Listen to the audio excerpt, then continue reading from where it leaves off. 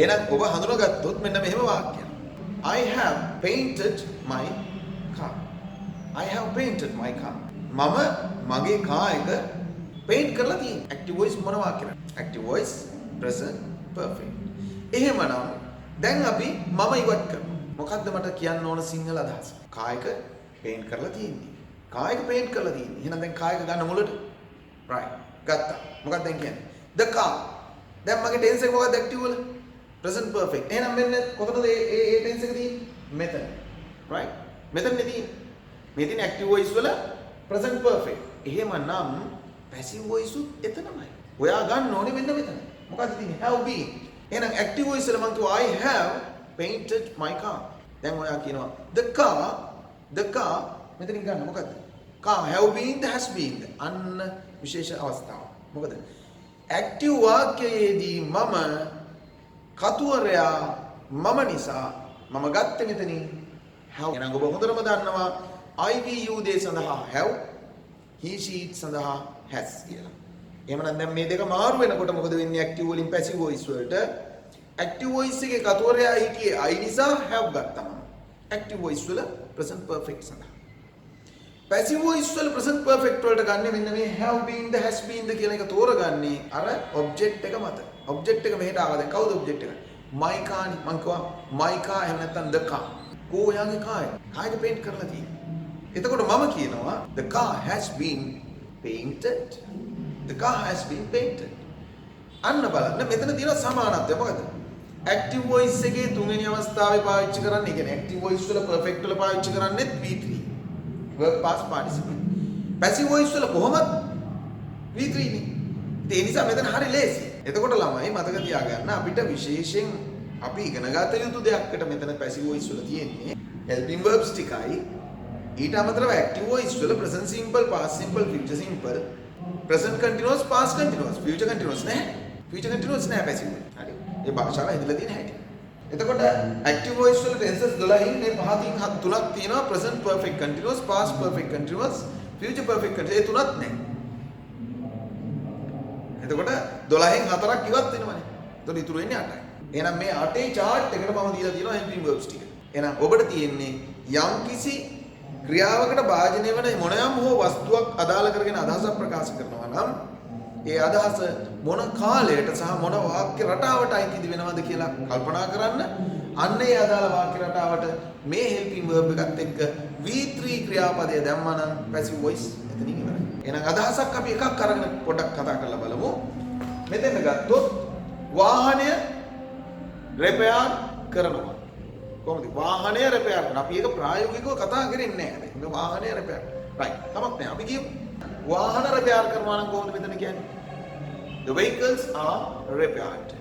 වාහනය repair කරනවා නම් සාමාන්‍ය විදිහට my car is repaired.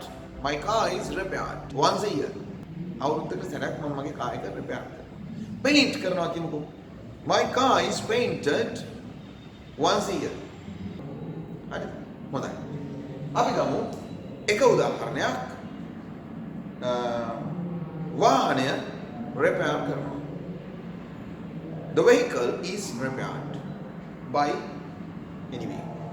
දෙවෙනි එකට ගත්තොත් දැන් මොකද්ද වෙන්නේ? වාහනය repair කරන ගමන් ඉන්නේ දැන් රුවන් වාහනය repair කරන ගමන්. දැන් ප්‍රායෝගික උදාහරණයක් ගත්තොත් මගේ වාහනේ ගෑරේජ් එකට දාලා ගෑරේජ් එකේ දැන් repair කරන ගමන් තියෙන්නේ. දැන් කෙනෙක් අහන කොහොයාගේ වාහනේ? where is your vehicle? මං කොහොමද කියන්නේ? ඒක අර ගෑරේජ් එකේ බාසුන් නැහැ repair කරන ගමන් ඉන්නවා. මම කියන්නේ මං කියන්නේ වාහනේ repair කරන ගමන් අනේ තියෙන්නේ. මං අද ආවේ මේ ටැක්සි එකේ. වාහනේ repair කරන ගමන්. දැන් අපි මෙතනදී කතුවරයක් ඕ. මම යාට කියන්නේ නැහැ අර ගෑරේජ් එකේ බාසුන් නැහැ වාහනේ repair කරන නෑ ඒ වැඩක් නෑ. මෙතන යාහනේ වාහනේ කෝ මට කියන්න ඕනේ වාහනේට මොකද මේ වෙලාවේ වෙන්නේ? එහෙනම් බලන්න කරන පුද්ගලයා මෙතන නැහැ. එතනදී active voice නම් ඔබට එන අදහස මොකක්ද? active voice නම් පුද්ගලයෙක් ඉන්නවා නම් අන්න මේ වෙලාවේ කරමින් ඉන්නවා ඒකට භාජන වෙන වස්තුව තියෙනවා. එහෙනම් මම මේ වාහනේ repair කරගෙන ඉන්නවා නම් මං කියනවා I am repairing my car. එතන මං ඒ උත්තරේ දෙන්නේ මොන වගේ ප්‍රශ්නයක් ඇහුවොත්ද? what are you doing ඇහුවොත් I am repairing my car.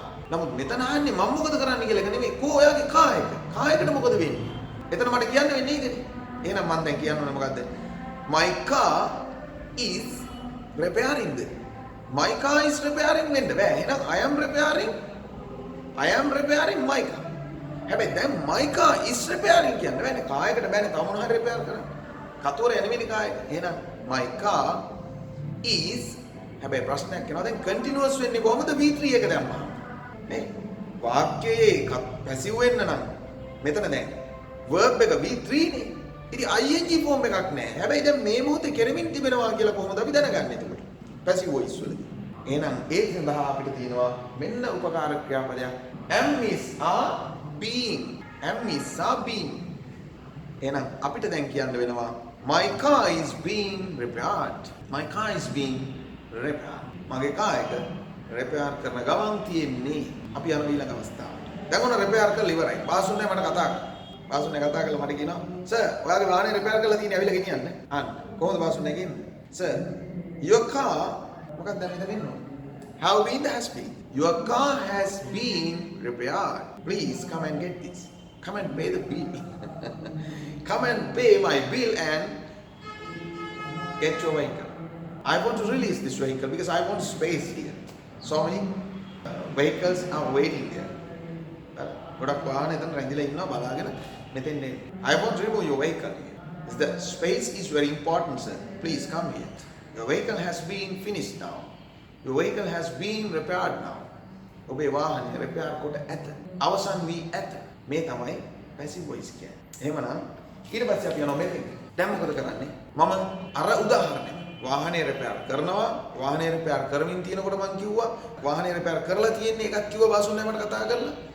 මම එතකොට බොස්ට කියනවා සර් මගේ වාහනේ repair කරලා තියෙන්නේ මම ගෙන් ගේන්න. Sir my car has been repaired.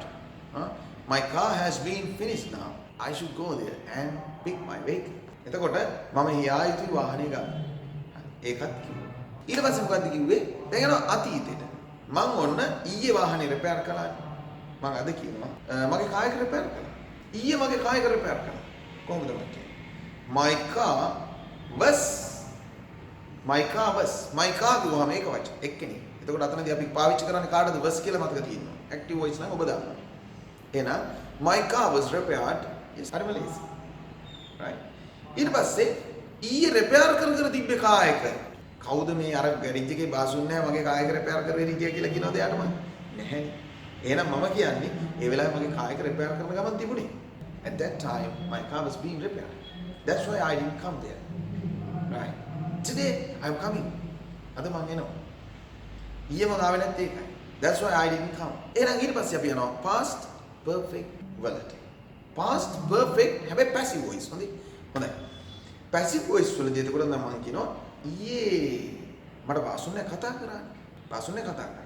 මට යන්න බැරි වුණා මගේ කාර් එක ගන්න. හැබැයි බාසුන්නේ මට කතා කරනකොටත් වාහනේ repair කරලා තිබ්බේ. ඒත් මට යන්න බැරි වුණා ගන්න. මම පොඩ්ඩක් පරක් වෙලා ගියේ. ඒකයි මට වෙලාවටත් එන්න බැරි වුණේ. මොනවා හරි සිද්ධියක් මත වදනම් වෙන්න දැන් මේ අදහස්. කොහොම හරි තැනකට එනවා මොකද්ද? ඒ වෙලාව වන විටත් කාර් එක repair කරලායි තිබුණේ. එහෙනම් කොහොමද කියන්නේ? At that time ඒ වෙනකොට my car had been repaired. Car එක repair කරලා තිබුණා. කරලායි තිබුණේ. අන්න බලන්න. ඊට පස්සේ අපි යනවා අනාගතයට. right. repair කරાવી or repair කළා තියෙනවා. ඒ දෙකෙන් එකට ගත්තාම ඒක මොකද කරන්නේ? The car will be repaired. හරි. එතකොට මේ වාහනය repair කරලා තියේවි කියලා කියන එකට අපි ඊට පස්සේ බහිනවා මෙතෙන්ට your car will have been repaired. එහෙනම් කාර් එක repair කරાવી your car will be repaired. අවසාන එක ඔබේ කාර් එක repair කරලා තියේවි අනාගත අදහසක් කියන්න අවශ්‍ය වුණොත් පද ගලප ගන්න. එහෙමනම් අපි කියනවා ඔබේ කාර් එක repair කරලා තියේවි බය වෙන්න එපා. ඔයා එන්න හෙට දවල් 12 වෙනකොට එන්න ඔබේ කාර් එක repair කරලා තියේවි. Your car will have been repaired by 12 o'clock tomorrow. ඒ බයි කිව්වේ විසින් නෙමෙයි. මොකද්ද? හෙට 12 වෙනකොට කාර් එක repair කරලා තියෙනවා. එහෙනම් මම හිතනවා කෙටි අදහසක් ඔබට ගන්න පුළුවන් වෙයි කියලා. රුවන් repairs the vehicles. මේ බලන්න වෙනස් වෙන්න ඕනේ කොහොමද? the vehicles මේ පැත්තට එනවා. එතකොට the vehicles උනා වෙන repairs මෙතන repaired උනා. රුවන් මේ පැත්තට ගියා. එතකොට by රුවන් කියලා ඕනනම් සඳහන් කරන්න පුළුවන්. අද දවසේ මේ කෙටි පාඩම තුලින් මම හිතනවා ඔබට පැසිව් වොයිස් සම්බන්ධව මූලික අවබෝධයක් එන්න ඇති කියලා. අපි ඊළඟ දවසේ ඉඳලා ඉදිරියට මම බලාපොරොත්තු වෙනවා කෙටි පාඩම් වශයෙන් එක් ටෙන්ස් එක පැහැදිලි කිරීමට. එක් ටෙන්ස් එක අරගෙන ඔබට පැහැදිලි කරන්න. එහෙනම් අද ඔබ දල අවබෝධයක්, දල සැලැස්ම පිළිබඳ අවබෝධයක් ඇති කරගන්න මේ පැසිව් වොයිස් කියන්නේ මොනවද? කොහොමද අපි පැසිව් වොයිස් වාක්‍ය රටක් කීයක් තියෙනවද? පැසිව් වොයිස් වාක්‍ය රට 8ක් තියෙනවා. ඒ 8ට මොනවද යොදා ගන්නා වූ helping verbs? ඒ 8ටම මොනවද යොදා ගන්න main verbs? එහෙනම් හරිම පැහැදිලි පැසිව් වොයිස් වාක්‍ය රට 8 වෙන් කරගන්නේ මෙන්න මේ active voice tenses 12 සැලැස්ම තුලින්මයි. එහෙනම් ඒ සඳහා මම මේ chart එක හදලා තියෙනවා. මේ කතරේ හදලා තියෙන ටික ඇර අනිත් ටික ගත්තා නම් ඒ tense එක active voice වලින් ඔබ දන්නවා නම් මොකක්ද කියලා. ඒකමයි නම passive voice වල. වෙනසකට තියෙන්නේ මොකද්ද? මෙහි කතුවරය නැහැ. හිටියොත් සඳහන් වෙන්නේ කොනෙන්, අගින්, වාක්‍ය අවසානයේ. එහෙම නැත්නම් මෙහි විශේෂත්වය මේ සියලුම tenses සඳහා passive voice යොදාගන්නේ මෙන්න මේ V3. හොඳයි. එහෙමනම් මේ සඳහා අපි භාවිතා කරන්නේ active voice වල තිබුණු helping verbs මයි, හැබැයි වෙනස් ආකාරයකට. අලුතෙන් අපිට සමාජිකයෙක් එකතු වෙනවා be සමග ing. be සමග ing. හොඳයි. එහෙමනම් මම හිතනවා ඔබට මෙය තවදුරටත් මේ helping verbs එක මතක හිටින්න එකින් එක අපි ඉදිරි පාඩම් වලදී ඉදිරිපත් කරන්න අදහස් කරනවා. හොඳයි. එහෙමනම් අදට ඔබෙන් සමගන්නවා මම Bandara Dissanayake. Thank you very much for watching this video. Thank you. Thank you.